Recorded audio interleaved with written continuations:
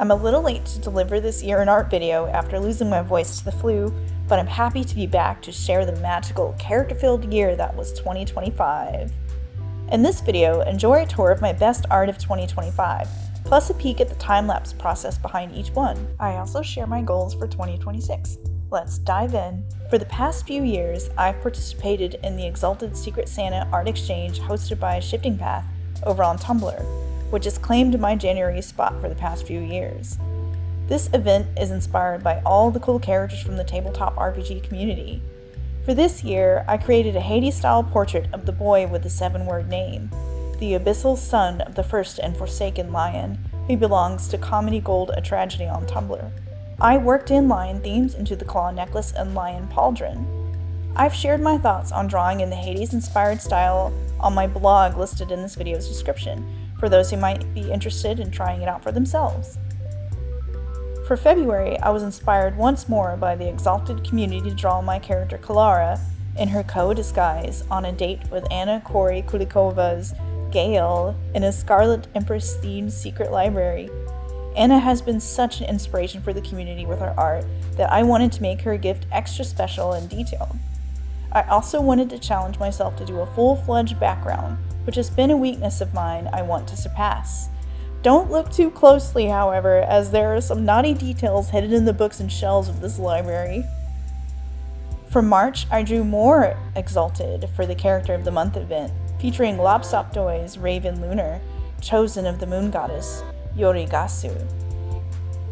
I haven't drawn many creatures, so this was a really fun challenge to push me outside of my comfort zone.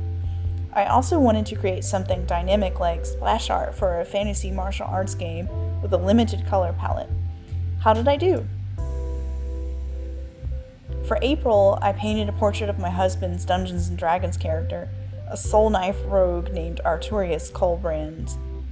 This piece represented a big level up for me as I pushed my style to expand into a painterly semi-stylized direction that also incorporates my love of line art. I think I captured Artie's self-satisfied smirk a little too well, as most people tell me he has a very punchable face. I wrote a secret sketchbook series for my Patreon patrons detailing everything I learned while drawing Artorias. You can sponsor me for as little as $2 to read the series about Artorias' creation or buy the post individually for just $3 a piece. Every little bit helps me keep doing what I love. For May, we have another Exalted piece for the Character of the Month event. Life really threw me for a loop during this month with medical challenges for my husband and myself that would impact the rest of my year. It was the Exalted community that kept me motivated to draw when life got really hard. Allow me to introduce Detective Claw Zoot, who belongs to Dr. Zaius. This Pink Panther-inspired detective character presented a fun challenge for me of a character type I don't draw too often. It was a joy to try something new with as quirky and entertaining a character as Detective Claw Zoot. For June, I had the pleasure of drawing Dahlia from Sam Hogg's The Whaler Girl story world. Dahlia is a blood priestess, though you wouldn't know it from her bubbly, cheerful personality. I had much fun drawing all the intriguing details of her tattoos and clothing because all of the courtesans from Sam's world are all so gorgeous and richly designed. This was another level up piece for the year as I rededicated myself to finding my own new art style and drawing more character-centric work. In July, I continued the character art journey with Zan's Dungeons & Dragons character, Cassius, a life and death necromancer and healer. I enjoyed the challenge of figuring out what to include in the limited space of a headshot portrait while drawing on what narrative details I could from Cassius' past, such as the chain glove that seals the powers of their abilities within their left hand. I actually made this grouping of art in July for Art Fight, but had little to share in August, so I bumped this art to feature in August instead to fill out the year. I always look forward to Art Fight ever since I started participating a couple of years ago. If you don't know it, it's an event where artists get together to trade art of each other's characters and win points for their teams. I use the event as an excuse to practice drawing emotes, as I'd love to do a custom set for myself. I decided to feature Shifting Path's Glittering Blade here. You can watch the video talking about everyone else's Art Fight characters, as well as see what cool art I received for 2025's event here in my channel. Go give it a watch and tell me what your favorite portrait from the bunch is. In September, I created my favorite piece of the year, despite it still being a bit sketchier than my usual final polish. I was once again inspired by the Exalted Character of the Month event, its pattern, and Shifting Path's handsome Desert Wanderer Glittering Blade, also a pattern. He's really cool. This ended up being my favorite of the year because I got to do something new and interesting with concepting a weapon and the special effects that go with it. I also consider weapons and props a weakness that I started to overcome in 2025. I still have lots of work to do, but this piece helped me gain confidence. I plan to finish a painting with Glittering Blade wielding his new sword sometime in 2026. In October, I put the finishing touches on this group portrait drawn by members of the Forge of Wonders Exalted community, where all of our Eclipse cast, diplomats, schemers, and fashionistas gathered together at a hole-in-the-wall restaurant chosen by my character, Kalara. This was based on a Your Character Here group picture by Electrogoob Arts on DeviantArt. The first time I've ever tried this kind of exercise. I'd love to do it again sometime and maybe even test out some YCH commissions and art challenges.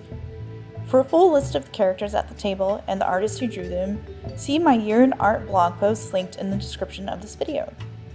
In November, I always get the novel writing energy and decided to draw a couple of characters who I've never drawn before from my Exalted fanfic, The Uncrucified. It felt good to give this story a little more attention, which I hope to do more of in 2026. This art features a set of twins from the story who share one soul and one exaltation. Together they are unstoppable on the battlefield, but apart their powers start to fade. I'm still workshopping this concept, but I think this was an excellent start so far. In December, I closed out my year with a character headshot commission from Aquatica 1000 of their handsome character Echo, another Exalted character. I was more than happy to oblige my own love for dark fantasy vampires. This was a simpler portrait, which meant, again, finding ways to incorporate interesting narrative details in the small space of a headshot portrait, while also keeping the line and color style simple, but interesting. For a more in-depth look at the process behind Echo, check out my channel shorts for a step-by-step with my thoughts. And that's my Year in Art for 2025. In 2026, I want to continue my journey to brush up my fundamental skills and challenge myself to continue exploring new themes, characters, and projects I've been neglecting. What was your favorite piece of mine from this year? I'd love to hear from you in the comments. This has been Ange, fantasy artist and giant geek. Stay tuned to my channel for more art, fantasy, and geekery. You can see more of my art at www.angelasasser.com.